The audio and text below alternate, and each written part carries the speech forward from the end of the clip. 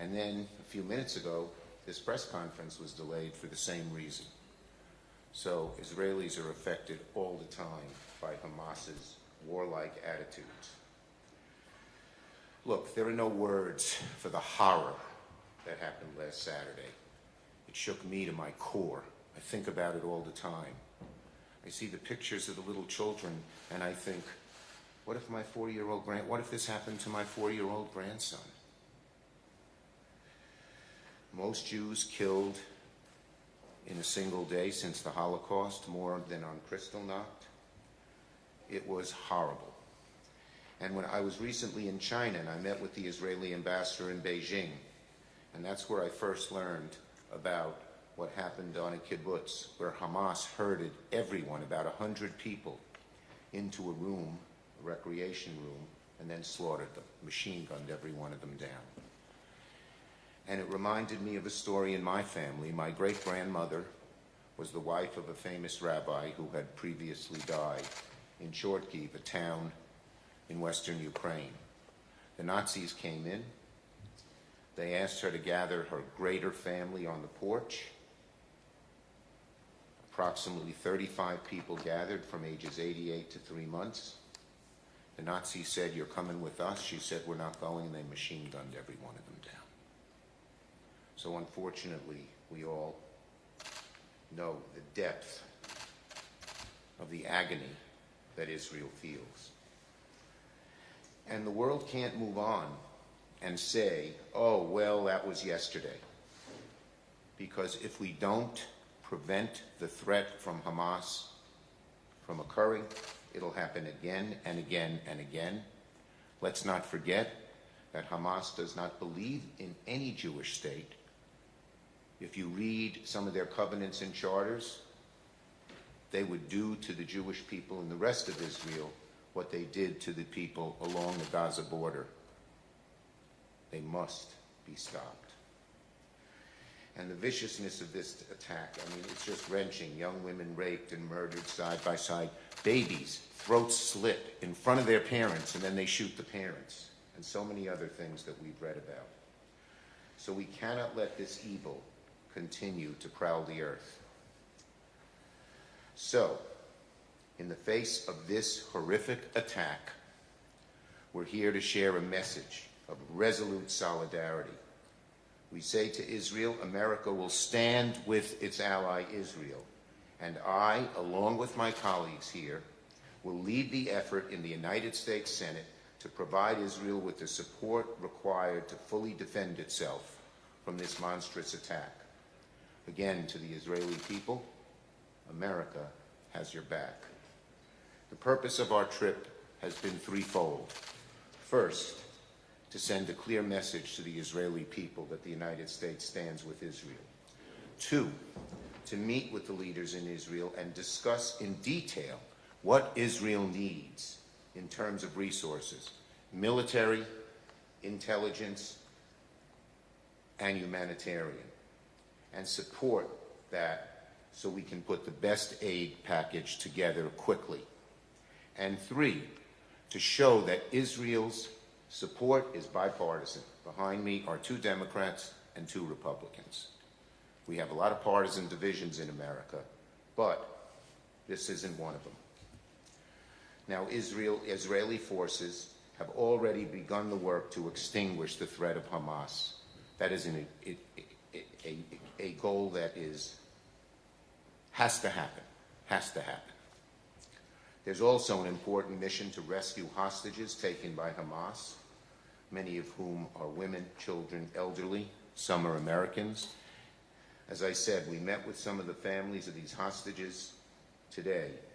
As a parent or grandparent, it's truly heart-wrenching. We wept as they told their stories. They were such beautiful, brave people. And every second seems like a day as they're wondering what has happened to their child, to their parent, to their brother, to their sister. And we told them we would do everything we could, including speaking to the president next week, who had talked to these parents as well. But we're going to talk to him next week about the U.S. doing everything it can to help get the hostages relieved. The Biden administration and the Israeli government have assured us that that's happening. Now, these are two necessary tasks: eliminating the threat of Hamas once and for all, and freeing hostages. But these tasks are made more difficult because, unlike Hamas, civilized democracies like the U.S. and like Israel must hold themselves to a higher standard.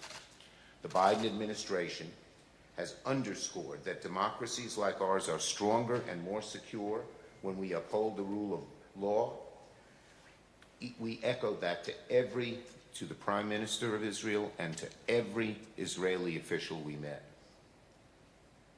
We told them that as well as military assistance, intelligence assistance, diplomatic assistance, we wanted humanitarian assistance.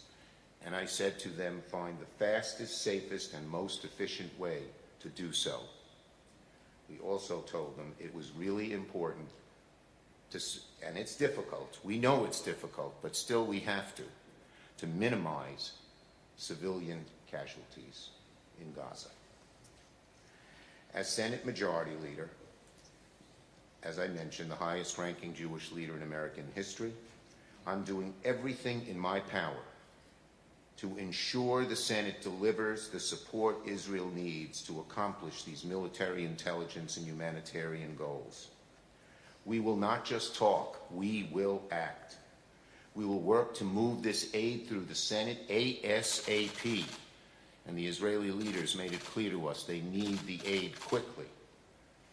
We heard from what the Israeli leaders about what is needed, and in munitions we heard about precision-guided bombs, we heard about Iron Dome replacement, we heard about 155mm mortars, we heard about JDAMs and many other things, and we also talked about what kinds of intelligence help they needed, and well as diplomatic help that we might be able to do as well. The needs, of course, are quickly evolving over time. So we will work with the Israeli government and the Biden administration to assemble the most generous package possible. When I return to Washington, I'm going to direct Senators Murray, Reid, and Cardin, heads of the most relevant committees, to work with their ranking Republican members and the Biden administration to pull together a package that the Senate can take up as soon as possible, hopefully within the next few weeks. Now, people will ask, what about the House? We're not waiting for the House. We believe if the Senate acts in a strong bipartisan way, it may indeed improve the chances that the House, even with its current dysfunction, will act.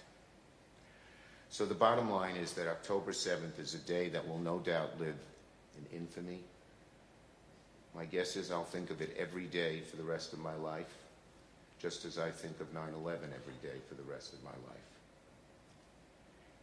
And now we just want to be clear to the Israeli people during these such difficult times. I just asked 4 random Israelis, a guy driving the car, a waiter at the restaurant, and 2 others I bumped into. Every one of them knows somebody who's close to them who has been lost. So it's such a difficult time. But we know the difficulty of their task, but we also know success. The elimination of the threat of Hamas is vital.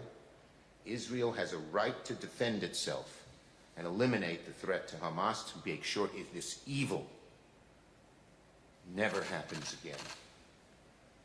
Our prayers are with all of those killed and taken hostage, their families, the thousands injured. May the memories of the dead be a blessing and a source of strength to all of us as we navigate this challenging future with fortitude of spirit and solidarity of purpose. Jackie? Oops. I'm not that tall. There we go. Wait. Thank you. Thank you very much. Appreciate it. Hello, everyone. I'm United States Senator Jackie Specter Rosen. I want to thank Leader Schumer for leading this bipartisan delegation, and for my Democratic and Republican, not just colleagues, but friends, for joining us here today and presenting a united front. And I want to thank the Israeli government for hosting us. I stand here as the only Jewish woman in the Senate, the only Jewish mother in the Senate, a former synagogue president, a steadfast supporter of Israel. Israel lives in the hearts of all Jewish people. We come to Israel for weddings, for bar mitzvahs, to visit family and loved ones, for our simchas, our joys, and our sorrows. We come to connect with our Jewish heritage. But after the events of October 7th, our hearts have been shattered. We've seen the heart-wrenching reports showing the carnage and brutality of Hamas's terrorist attack. Young people gunned down, murdered, trying to flee a music festival. Children burned. Children kidnapped.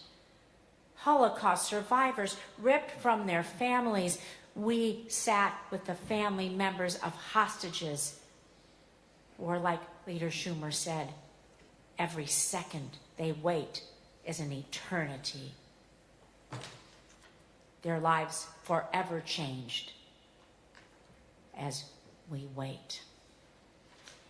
And these details, they may sound like they're straight out of a horror movie. It's a nightmare. But being on the ground, meeting with those who are impacted, those who have lost family, friends, and loved ones, I'm here to tell the world this is real. This is real. Do not look away. This is real. I said, I'm the only Jewish mother in the Senate. And I can tell you that meeting with Israeli mothers whose children were killed, hearing their stories, hearing the mothers, today, the daughters, the cousins, the sisters, brothers, their pain, their heartbreak. I too will remember this for the rest of my life. And as Jews, we know that never again, well, it means right now. And that's why we're here to say the United States stands with Israel now and always. Our support remains unwavering and unconditional. And we as Democrats and Republicans are working to deliver our support as quickly as possible because we know in this moment, in this place, and this here, and in this now, we must take decisive action. You have our commitment to do provide whatever assistance you need to defend yourselves from terrorism, whether it comes from Hamas, Hezbollah, or any other Iranian proxy. This includes replenishing the Iron Dome so it can continue protecting innocent lives. And we'll work together to get Israel additional funding to protect the Israeli people, to reunite families, to rescue those who are being held hostage, and to hold Iranian-backed Hamas accountable for the atrocities they have committed and they are still committing. Sadly, history has shown what happens when the world abandons the Jewish people. I'm here to say that America will never again abandon the Jewish state. Am Yisrael Chai. Senator Romney.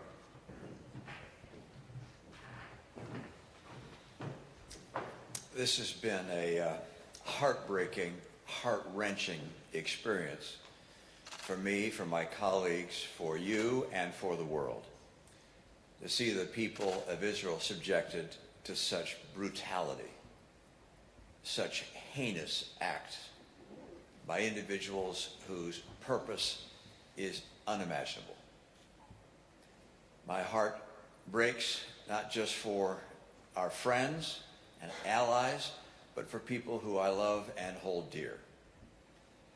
Now, there are two things I'd like to mention, because I agree with what my colleagues have just said, and I'm not going to say the same thing, but I want to add just two points.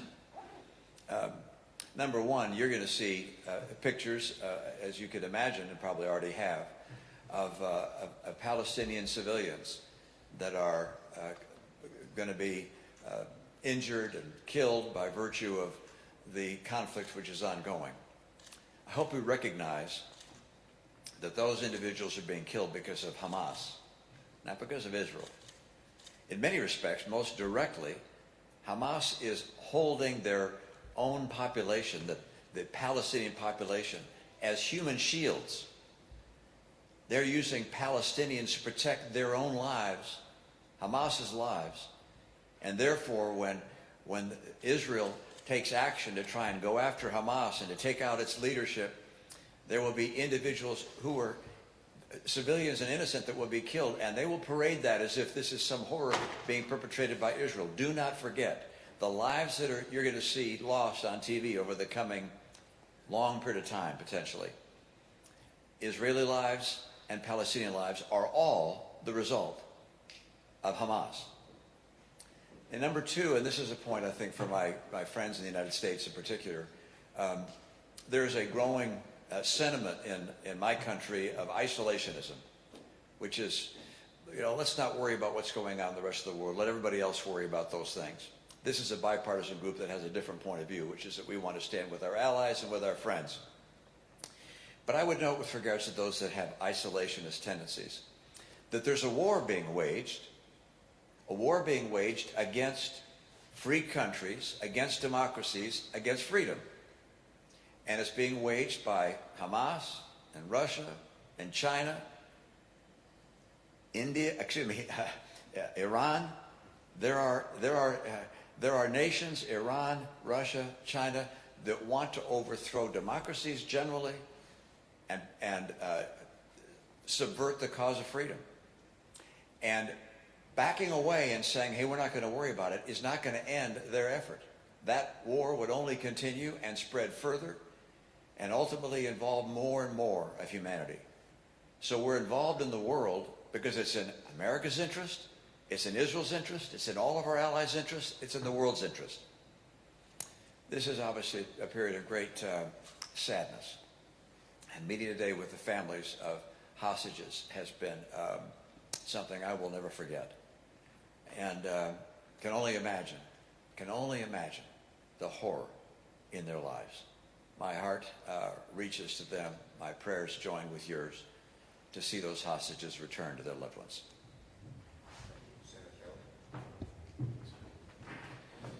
Thank you, Chuck.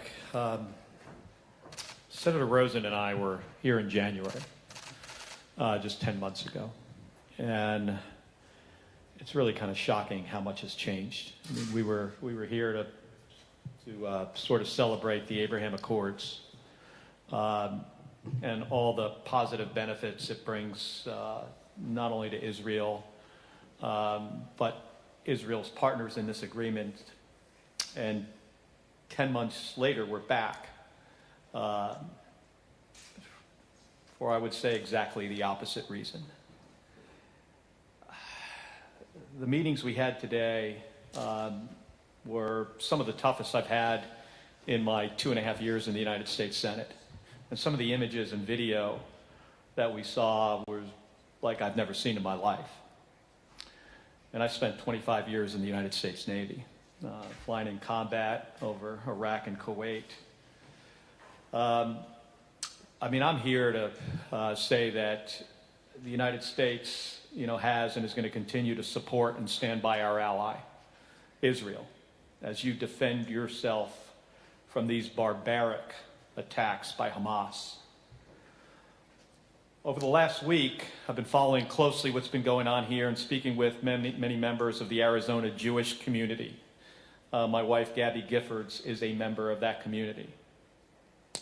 And I bring a message of support from them and from so many Americans who have been deeply affected by these attacks and are thinking about the Israeli people every single day.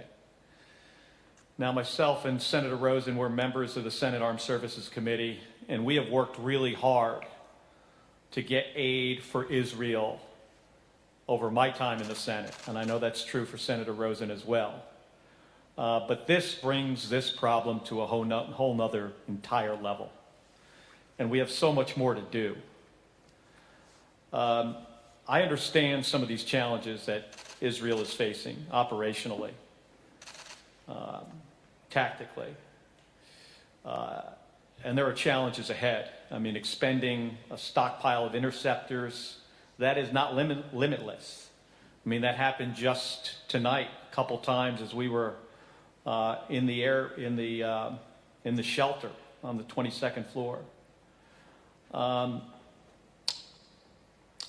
will speak to members of Congress one by one, if that's what it takes to get Israel the munitions that you need to defend yourselves. And it's not just about these munitions. I mean, we're sending other support as well. The USS Ford is off the coast in the Med today. I mean, the Hamas terrorist organization is a threat to Israel and all who want peace. And we are going to continue to stand by Israel in its self-defense. Thank you. Thank you, Senator Kelly. Senator Cassidy.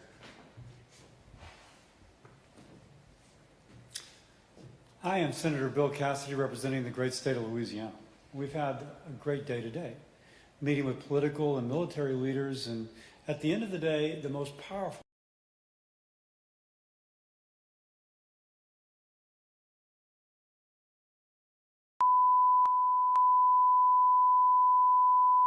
This is the primary audio circuit for the Reuters live service.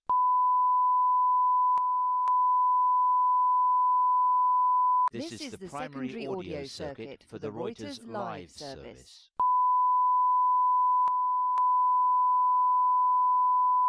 This is the primary audio circuit for the Reuters live service.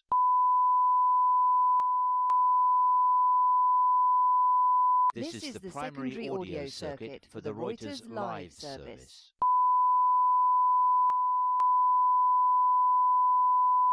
This is the primary audio circuit for the Reuters live service.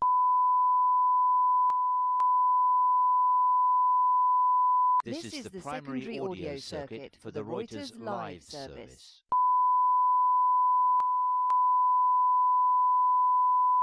This is the primary audio circuit for the Reuters live service.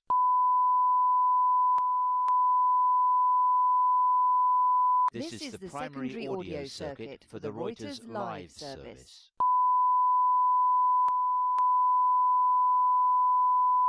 This is the primary audio circuit for the Reuters live service.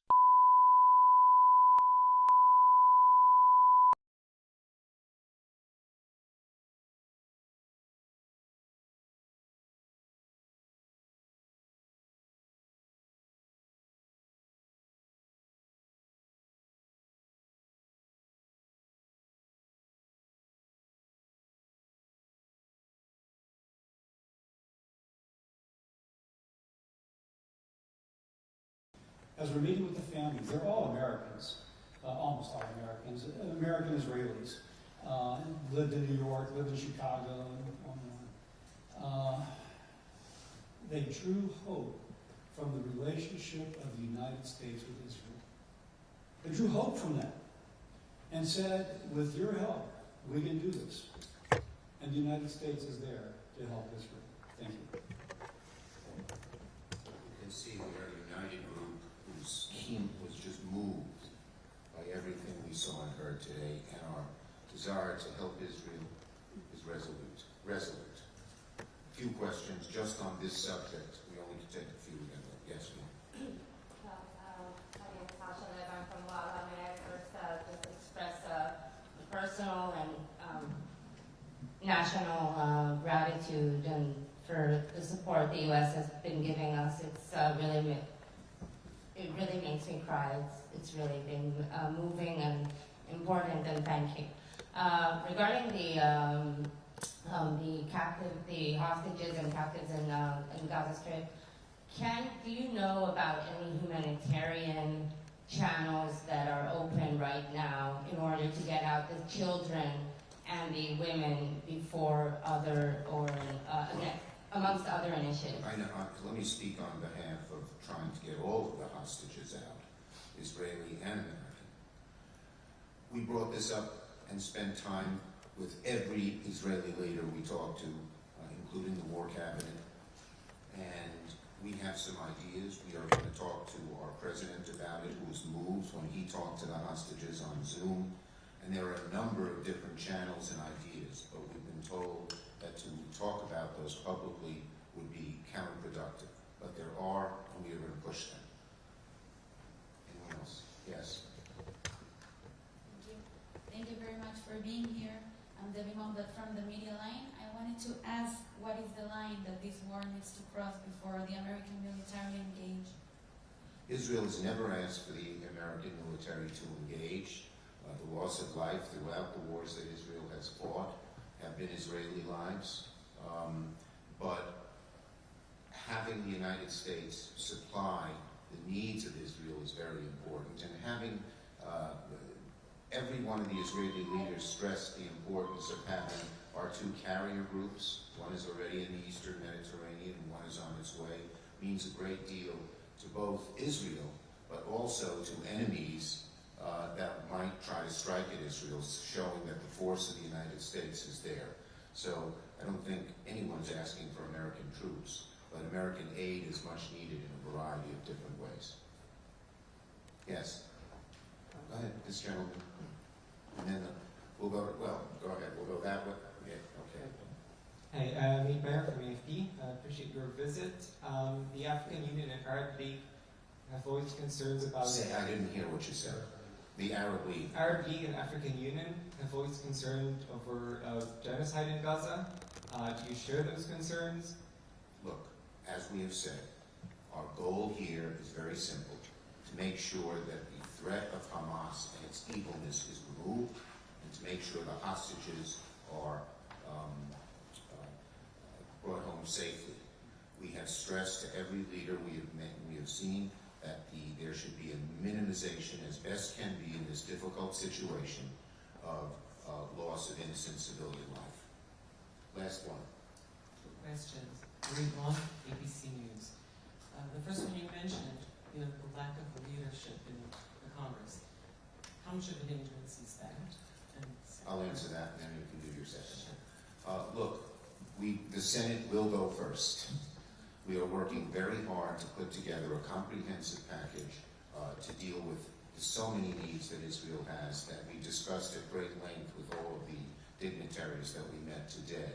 And we're going to try to move it in the next few weeks. I'm asking the heads of the three relevant committees, Patty Murray of Appropriations, Jack Reed of Armed Services, and Ben Cardin of Senate Foreign Relations, to work with their Republican ranking members and the administration and my office and Leader McConnell's office to put such a plan together. We believe, we're not waiting for the House, plain and simple, that would be foolish. But we believe if we put together a strong package and pass it with an overwhelming, strong bipartisan majority, it will put pressure on the House, one way or another, to act. Second. what have you discussed with the Israeli government about what's happening in the north with Hezbollah? We had a great deal of discussion about the north, and obviously Israel is very concerned about the north. You saw an anti-tank missile fired today, and I think it was an Israeli home, and somebody died.